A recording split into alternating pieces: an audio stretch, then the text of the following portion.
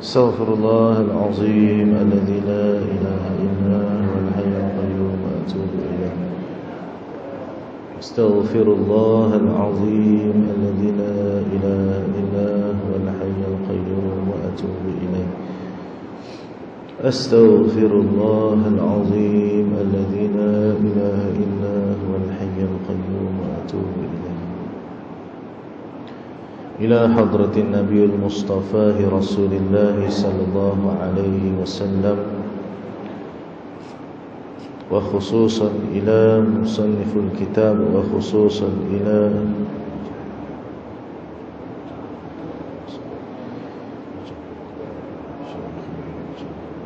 شيخنا لهم الفاتحة. أعوذ بالله من الشيطان الرجيم. بسم الله الرحمن الرحيم.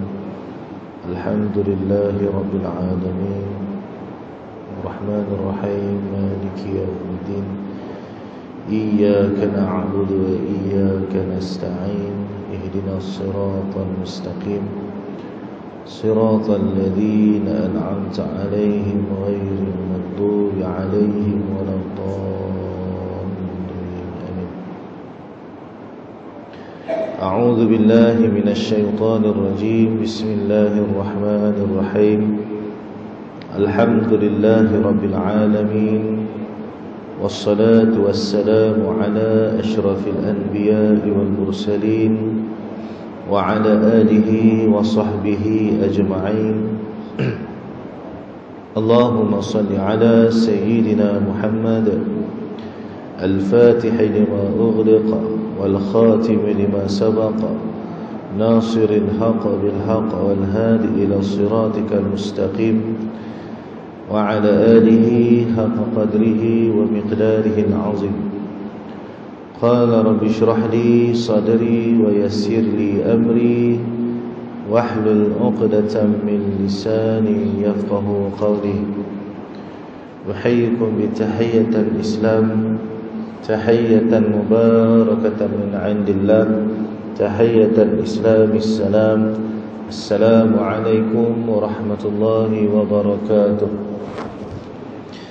Alhamdulillah, yang pertamanya dan selama-lamanya, marilah sama-sama kita merafa'kan setinggi-tinggi rasa syukur kita kehadrat Allah Subhanahu wa ta'ala, yang mana dengan segala rahmat dan kasih daripada Allah telah dilimpahkan ke atas kita ini dengan limpahan taufik, yang mana dengan limpahan taufik daripada Allah inilah yang menjadikan pada kita hari ini kita ini mampu untuk melaksanakan amal saleh dalam keadaan ramai daripada kalangan manusia yang dijauhkan oleh Allah Subhanahu wa ta'ala daripada untuk terus mengingati dan merasai akan kehambaan diri kepada Allah, dalam keadaan yang diri kita ini sendiri pun tuan-tuan penuh dengan dosa,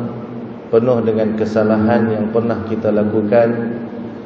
Bahkan dalam keadaan diri kita ini yang juga selalunya tidak merasakan bersungguh-sungguh untuk bersusah-susah demi mendapatkan rahmat dan kasih daripada Allah, pada hari ini Allah masih lagi menunjukkan kasih-Nya kepada kita.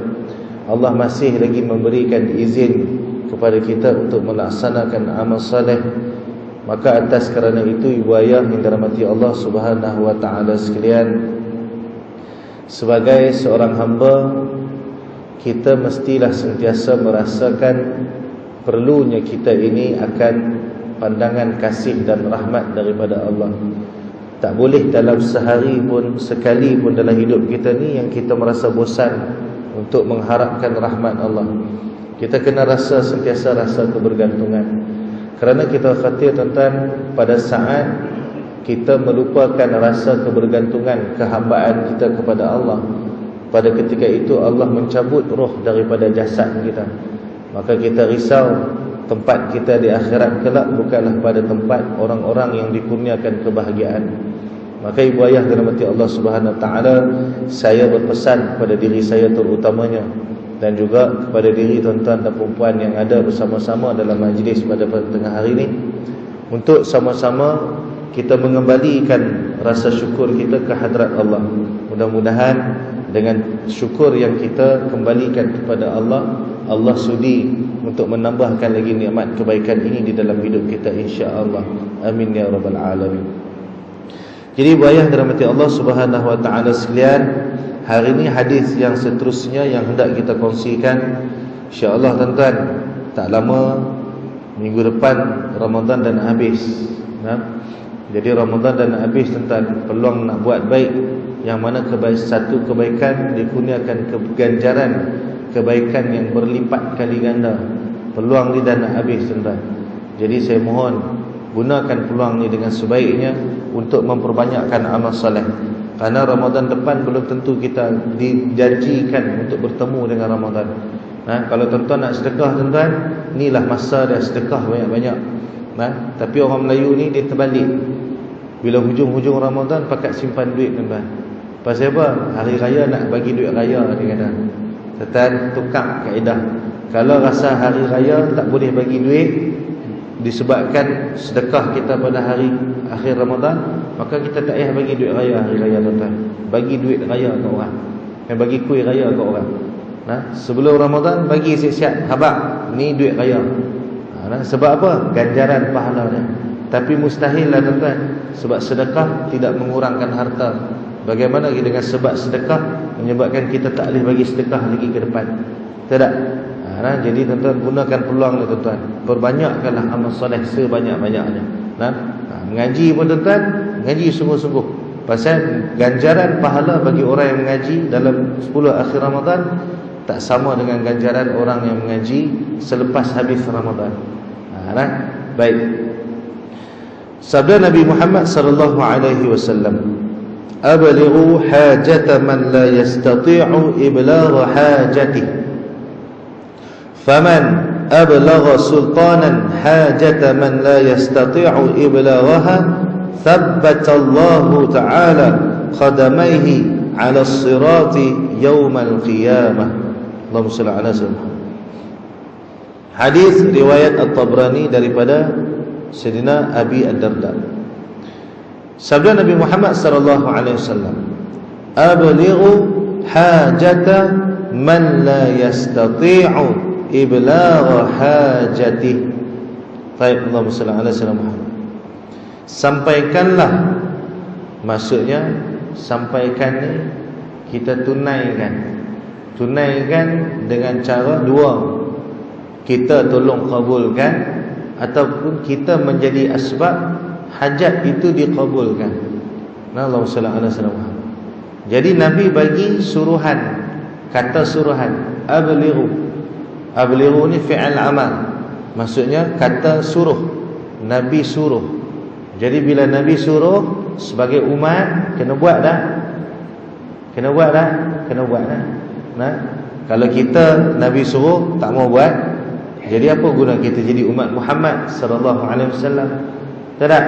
Cuma yang Nabi suruh ni pada tuntutan syar'inya taklah jadi wajib. Sebab ini suruhan yang bukan duduk pada kehendak syarak, tapi suruhan atas kerana kasih Nabi. Sebab Nabi ni dia kasih.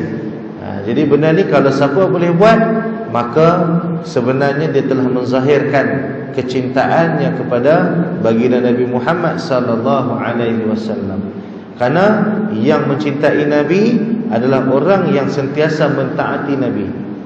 Macam kita ni, Allahumma shalli ala sayyidina Muhammad, jadi anak kita sayang dekat mak kita kan. Bila mak suruh ni, Allahumma shalli ala sayyidina Muhammad, kita cuba tunaikan. Karena apa? Sayang kita kepada mak. Dan bila kita tunai, kita tak pula kata untuk mak ni kena ingat kita tak, tapi kita bagi atas kerana rasa kasih kita. Kita tak mengharapkan apa-apa balasan, sebab lainkan sebagai nak menunjukkan bukti cinta kita. Allahumma salli ala sayyidina. Jadi Nabi sebut ablighu hajata man la yastati'u iblagha hajati. Sampaikanlah hajat bagi orang yang tidak ada daya upaya untuk menyampaikan hajatnya. Allahumma salli ala Muhammad. Nabi kata, kalau kamu tengok orang yang berhajat, kemudian dia tak boleh nak tunaikan hajatnya, maka pada ketika kamu berkemampuan, maka kamu bantulah tunaikan hajatnya. Baik. Faman ablagha sultanan hajata man la yastati' iblaghaha thabbata Allah Ta'ala qadamaihi 'ala as-sirati yaumal qiyamah. Baik. Maka sesiapa yang menyampaikan hajat seseorang yang tidak berkuasa itu, orang itu sampaikan dengan sendirinya, lebih-lebih lagi kepada raja-raja. Maksudnya Allahumma salli ala Muhammad, punyalah nak menyampaikan hajat saudara dia ni, sehingga kan dia bertemu dengan orang yang berkuasa. Dia usaha cari jalan sampai dapat. Maksud bukan sekadar ajak-ajak ayam orang panggil. InsyaAllah saya bantu. Tapi takat tu ya. Tapi yang ni dia sungguh-sungguh menyampaikan hajat saudaranya. Kawan ni bagi tahu dekat dia. Dia dengar-dengar, rasa-rasa macam boleh tolong ni, dia kata. Dia pun usahalah cari. Allahumma salli ala Muhammad. Maka janji Allah terhadap orang yang macam ni, apa dia? Sabbatallahu ta'ala qadamaihi 'ala as-sirati yaumal qiyamah. Maka dijanjikan kepadanya, iaitu ditetapkan oleh Allah, qadamaihi, iaitu dua telapak kakinya, 'ala as-sirati yaumal qiyamah, atas titian sirat pada hari kiamat nanti. Riwayah yang dirahmati Allah Subhanahu wa ta'ala sekalian, mutaakhir ini kalau kita lihat keadaan dalam masyarakat kita, ramai daripada kita yang mengaku Islam telah pun hilang sifat peri kemanusiaan, dan banyak yang menumbuh dalam sikap kita orang yang Islam hari ini, iaitu sikap pentingkan diri sendiri. Punca kita ni menjadi orang yang mementingkan diri sendiri atas beberapa perkara. Yang pertamanya, kita melupakan bahawasanya yang menyampaikan kemampuan kepada kita hari ini untuk hidup dengan sendiri tanpa perlu meminta-minta kepada orang lain adalah kurniaan daripada Allah. Kita lupa bahawasanya pada saat kita dilahirkan, kita ini dilahirkan dalam keadaan sehelai sepinggang pun tak ada, tuan-tuan. Tak ada? Kita keluar daripada perut mak kita, sehelai sepinggang pun tak ada. Tak ada? Dan kita masuk kelak dalam kubur pun dalam keadaan tidak ada sehelai sepinggang, melainkan hanyalah 3 lapis kain yang membaluti jasad kita dengan beberapa ikatan sahaja. Sebagai nak menzahirkan, menyedarkan kita hakikatnya di atas dunia, segala perhiasan-perhiasan yang ada dalam kehidupan kita merupakan suatu bentuk amanah yang mesti dijaga, yang mesti diuruskan dengan baik. Tetapi disebabkan Allahumma salli ala Muhammad, pada hari ini kita hidup dalam keadaan merasakan kitalah tuan kepada hamba. Kita merasakan kita ini adalah tuan kepada Tuhan hamba. Kita merasakan segala-gala yang kita ada hari ini adalah di atas hasil usaha kita. Maka bila pada ketika itu, tuan-tuan, Allahumma salli ala Muhammad, kita mulalah merasakan orang lain tidak layak untuk mendapatkan apa-apa daripada kita tanpa dia berbuat sesuatu untuk kita. Saya bagi contoh macam ni, tuan-tuan. Tuan-tuan jadi majikan, Allahumma salli ala Muhammad. Dan bila tuan-tuan jadi majikan, tuan-tuan ada pekerja. Betul tak? Pekerja menjadikan kerja tuan-tuan mudah, siap. Pada ketika itu, tuan-tuan setiap bulan boleh bagi tak gaji dekat pekerja tadi? Kita bagi. Betul tak? Kerana apa? Hang tolong buat kerja kat aku. Betul tak? Tiba-tiba kita pergi bank, kita nak masuk duit niaga kita. Ada orang duduk kat tepi bank. Dia bagi salam, Assalamualaikum Ji, saya ni tak makan 3 hari dah, dia kata. Contoh, saya bagi contoh. Allah SWT. Pada masa tu, ada tak dalam hati kita terdetik satu perasaan? Kita tengok dia sihat elok ni, boleh kerja ni. Kalau aku suruh buat kerja, boleh buat kerja ni. Dalam hati kata apa? Kalau hamil kerja tempat aku, tak apa, aku bagi duit kan. Ni saja nak minta, aku nak bagi buat apa? Nampak tak? Kita mula berprasangka buruk tanpa kita mengetahui akan apakah yang menyebabkan dia duduk di situ. Sebab tu Allah SWT, guru saya pesan, kadang-kadang Allah hadirkan orang-orang yang ada di sekeliling kita ni sebagai bentuk ujian. Allah nak menilai sebenarnya di tahap manakah keimanan yang ada pada diri kita. Kenapa Nabi mengingatkan kepada kita dengan ayat Al-Quran yang mana Allah sebut di dalam Quran, jauhilah kamu akan prasangka, kerana kebanyakan daripada prasangka itu merupakan suatu dosa. Jadi tuan-tuan, Allahumma salli ala sayyidina Muhammad, sebab pada ketika kita bercakap pada hal yang kita tidak tahu asal usul, kita mudah meletakkan hukum yang salah pada seseorang. Jadi bayang rahmati Allah Subhanahu wa taala sekalian. Habis itu macam mana cara kita nak buat? Kalau saya bagi ustaz, dia menipu, nanti esok dia tipu orang lain, berdosa saya ustaz, sebab saya menggalakkan orang tu menipu. Baik. Sebenarnya dalam pada kita nak melaksanakan kebaikan, kita nak menyempurnakan hajat orang, ada beberapa kaedah yang kita boleh guna sebenarnya. Dan ianya bergantung pada tahap kemampuan kita untuk buat perkara tersebut. Kisahnya contoh seperti mana yang berlaku pada zaman Allahumma salli ala sahabat, zaman sahabat dulu. Pada ketika Allahumma salli ala sahabat, bukan zaman sahabat, pada zaman Imam Syafi'i dulu. Pada satu ketika Al-Imam Syafi'i rahimahullah ta'ala yang masih lagi sedang belajar. Imam Syafi'i ni tuan-tuan, dia orang yang sangat alim, yang dikurniakan oleh Allah kepadanya kefaqihan yang tinggi, sehingga kan punya cerdasnya otak Imam Syafi'i ni, bila dia baca buku, dia kena tutup sebelah tuan-tuan. Dia baca buku, kalau baca kitab ni, dia kena tutup sebelah. Sebab apa? Setiap yang dia baca akan masuk dalam kepala macam fotostat. Kalau dia baca kiri kanan macam tu, nanti dia bercampur. Allah SWT punya pandainya Imam Syafi'i sampai tahap tu. Dan antara faktor yang menyebabkan Imam Syafi'i jadi orang yang bijak sedemikian atas kerana faktor pemakanan yang sangat dijaga oleh mak Imam Syafi'i. Sebab tu mak merupakan, orang kata apa, Allah SWT, punca kepada seseorang anak ni menjadi seorang yang baik. Sebab tu madrasah seorang anak bermula pada ibu. Dan hari ni minta maaf cakap tuan-tuan, minta maaf, kenapa hari ni ramai anak-anak tak jadi orang? Sebab anak-anak tidak lagi dibesarkan oleh mak dia sendiri, tapi dibesarkan oleh orang yang mengharapkan duit daripada jagaan. Betul tak tuan-tuan? Ustaz, tempat saya hantar anak, jaga anak ni memang ikhlas. Tuan-tuan try tak banyak yuran sebulan tengok dia bagi tak hantar anak lagi ni. Bukan maksud tuan-tuan lepas ni kata yang ambil duit tu tak ikhlas. Lepas ni sepakat, pengasuh jangan bagi duit. Pasal apa? Sebab mereka buat kerja tak ikhlas. Tak boleh, itu hak mereka. Tapi nak bagi tahu kesan dia dalam kehidupan.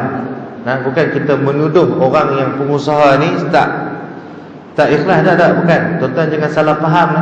Maksud saya nak bagi tahu, Allahumma salli ala sayyidina Muhammad, kadang-kadang benda-benda macam inilah yang menyebabkan anak-anak kita ni tak jadi orang. Kerana Tuhan bila dia atur satu-satu benda, dia sesuai pada tempat ni. Syariat Allah ni tak ada satu pun yang kurang, tak ada satu pun yang cacat.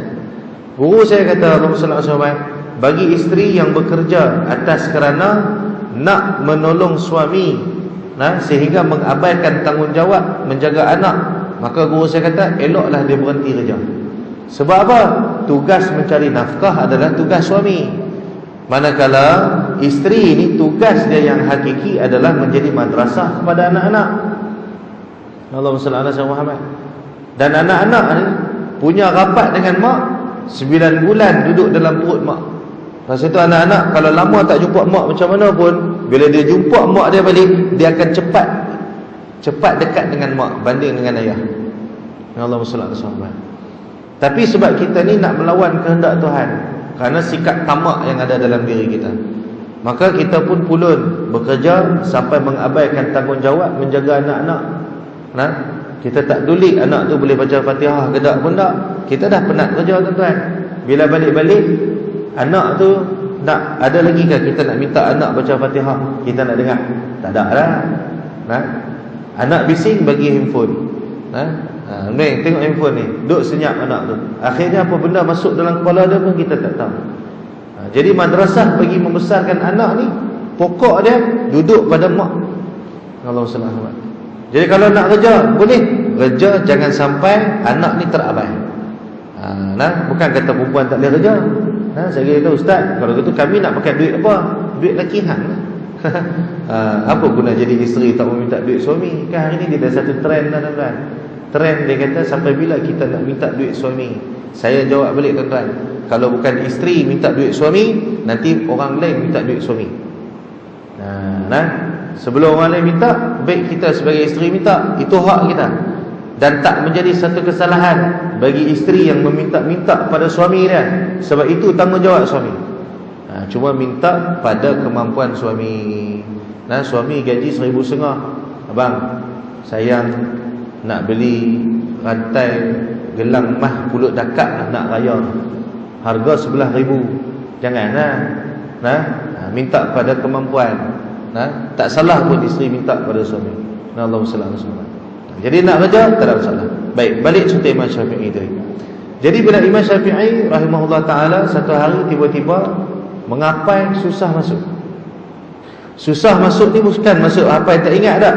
Dia kena baca banyak kali. Allahumma salli ala Muhammad. Dia kena baca banyak kali. Bila baca banyak kali baru ingat. Baik, masa tu dia pun mengadu kat guru dia. Wahai tuan guru, pasal apa hari ni aku baca tak ingat sangat dah, lambat ingat. Maka Allahumma salli ala Muhammad, tok guru dia kata, hang balik cuba tanya, hari ni mak hang jamu apa? Dia pun tanya balik, tanya mak dia, mak hari ni tadi pagi tadi jamu tadi susu kambing ambil mana? Mak dia kata beli macam biasa lah kata. Baik, dia pun tanya beli kat siapa? Dia pergi tanya tukang jual susu tadi. Tuan, saya nak tanya susu kambing hari ni ambil kat siapa? Saya ambil dekat tempat biasa saya ambil lah kata. Siapakah tuan gembala kambing tu? Tuan kedai pun tunjuk. Dia pergi tanya tuan gembala kambing. Tuan kambing, dia kata, Allahumma salli. Hari ni susu yang tuan jual dekat tukang jual kambing, susu kambing dekat pasar tadi ni, ambil daripada kambing mana? Kambing saya lah. Oh, ya ke? Kambing tuan tu hari ni makan kat mana? Bila cek rupa-rupanya hari tu kambing yang keluarkan susu tu dia makan rumput jiran sebelah. Bukan dia yang makan jiran sebelah punya hasil, kambing yang dia beli tu. Baik, maka itulah punca makanan, itulah punca dia hafal susah nak masuk hari tu. Jadi bayang terhormati Allah SWT sekalian. Jadi kalau kita ni menjadi orang yang berkemampuan sampai ke tahap tu, ketika mana kita nak menyelidiki seseorang, kan kita nampak orang susah tepi bank tu, dia minta derma, kita boleh selidik hidup dia sampai tahap tu, maka bolehlah kita nak jatuh hukum, kata dia ni tak layak untuk aku bagi bantuan. Faham tak? Saya pernah sekali tuan-tuan, Allahumma salli ala Muhammad, kat kedai makan, tengah duduk, masa tu habis main isyak, kami pergi minum. Masa tu saya dekat KL tuan-tuan. Kat KL ni memang dia ada trend sindiket ni, sindiket tipu ni. Cuma pada saya, macam saya habaq tadi, lagi tak nampak, lagi itulah kita bagi sebab harta sedekah tak mengurangkan harta kita. Bila dia main, dia bawa main jual tisu, saya pun bagilah duit. Bila bagi, masa bagi, kawan saya cakap, nanti kau tengok dia akan sejam lagi dia akan main lagi sekali. Saya kata sungguh ke tak? Sungguh ke tak? Baik, memang sungguh tak? Sejam kemudian dia main lagi sekali kawan tu, orang yang sama. Bila dia main lagi sekali, saya tak bagi dah. Cuma masa dia nak balik, saya follow belakang tuan-tuan. Saya ikut suruh-suruh tengok dia pergi mana. Tuan-tuan, masa dia main tongkat tuan-tuan, mata pun tak nampak. Balik-balik dia boleh naik Toyota Camry tu. Masa tu saya naik Alza Bila dia tengok macam tu, kali ketiga dia main, saya tak bagi dah. Jadi kalau kita dah nampak bukti, tak apa.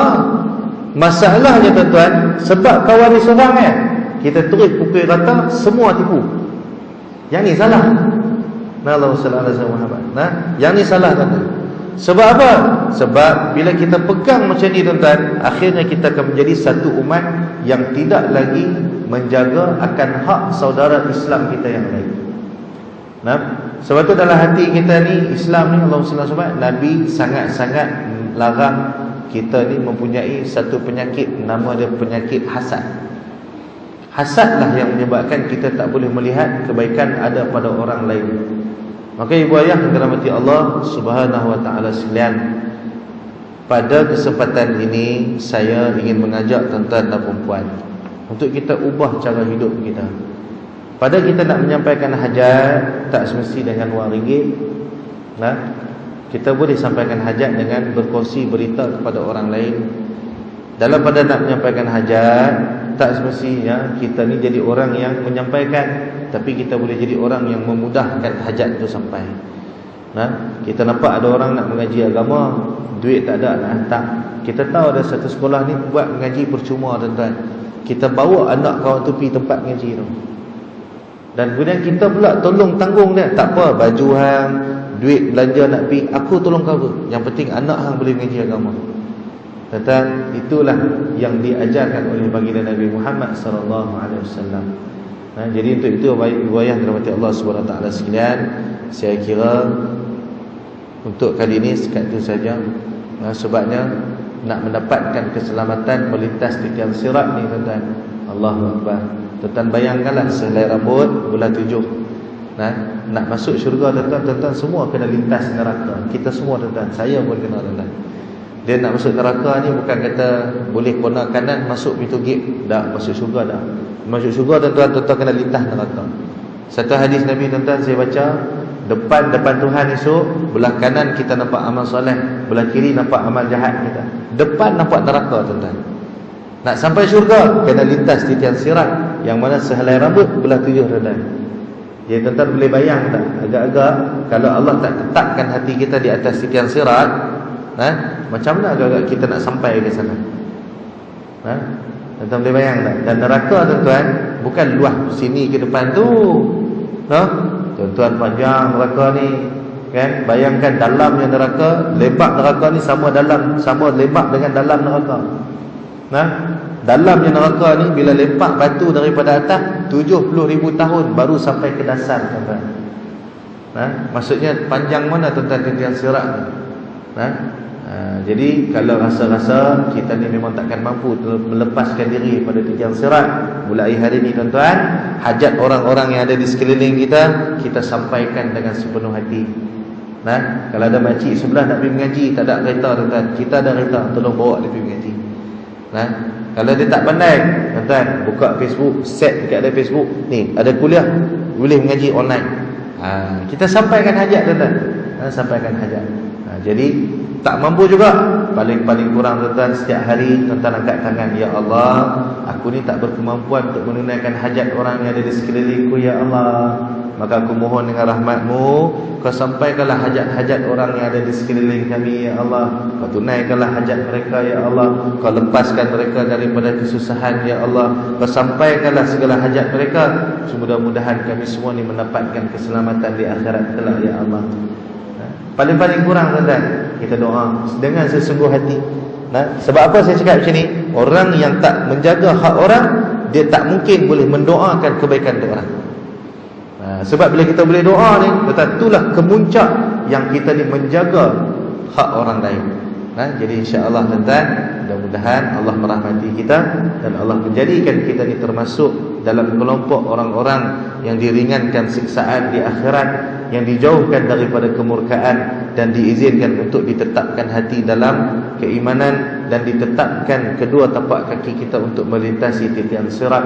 Asbab daripada hidup kita ini yang sentiasa menunaikan hajat-hajat orang yang ada di sekeliling kita, insya-Allah. Allahumma amin, insya-Allah.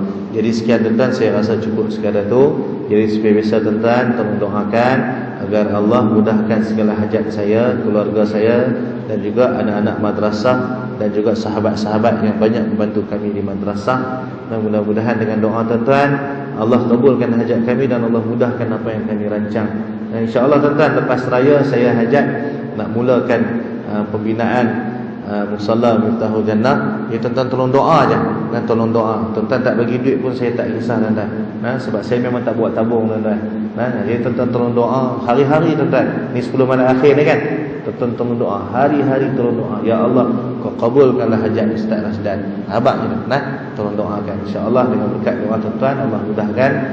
Sebab dalam hati ni duk rasa macam siap dah. Duit tak ada lagi pun. Tapi hati ni rasa siap dah. Kemarin kontraktor dah main dah. Dia dah main ambil plan apa semua. Nanti dia akan finalisekan design dia apa semua. InsyaAllah lepas raya kita mula buat pembinaan, InsyaAllah Dan kemudian tuan-tuan dan anak-anak, mainlah hantar ngaji kat tempat kami. Percuma je tuan-tuan. Tuan-tuan sendiri nak main mengaji pun boleh. Tak payah bayar yuran apa-apa. Nak ngaji Quran ke, nak ngaji kitab ke, main je tuan-tuan. InsyaAllah tempat kami selesa. Ada aircon apa semua. Takut main kena pakai baju sejuk InsyaAllah tuan-tuan main je, main ambil manfaat. Dan tuan-tuan tak payah fikir pasal duit. Yang penting tuan-tuan mengaji, amal yang elok, doa yang elok untuk kami. InsyaAllah. Jadi wa akhirul kalam, yang baik datang pada Allah, yang buruk datang daripada kelemahan diri saya sendiri. Hakikatnya kedua-duanya datang pada Allah Subhanahu Wa Taala. InsyaAllah mudah-mudahan Allah mengumpulkan kita semua dalam rahmat, dan Allah izinkan kita semua ni untuk mendapatkan pengampunan berterusan hingga ke akhir hayat. Amin ya rabbal alamin. Wallahu subhanahu wa ta'ala alam. Al-Fatihah. A'udzu billahi minasyaitonir rajim. Bismillahirrahmanirrahim. Alhamdulillahi rabbil alamin. Arrahmanir rahim. Maliki yaumiddin. Iyyaka na'budu wa iyyaka nasta'in. Ihdinas siratal mustaqim. Siratal ladzina an'amta 'alaihim ghairil maghdubi 'alaihim waladdallin. Amin. A'udzu billahi minasyaitonir rajim. Bismillahirrahmanirrahim. Allahumma nawwir qulubana bi nuri hidayatik kama nawatal arda bi nuri syamsika abadan abada bi rahmatika ya arhamar rahimin. Rabbana la tuzigh qulubana ba'da idh hadaytana wa hab lana min ladunka rahmah innaka antal wahhab. Rabbana zalamna anfusana wa illam taghfir lana wa tarhamna lanakunanna minal khasirin. Wa sallallahu ala sayyidina Muhammad. Alhamdulillahi rabbil alamin. Subhanakallahumma wa bihamdika asyhadu an la ilaha illa anta astaghfiruka wa atubu ilaik. Wal 'asri innal insana lafi khusr illa alladhina amanu wa 'amilus solihat wa tawassaw bil haqqi wa tawassaw bis sabr. Assalamualaikum warahmatullahi wabarakatuh.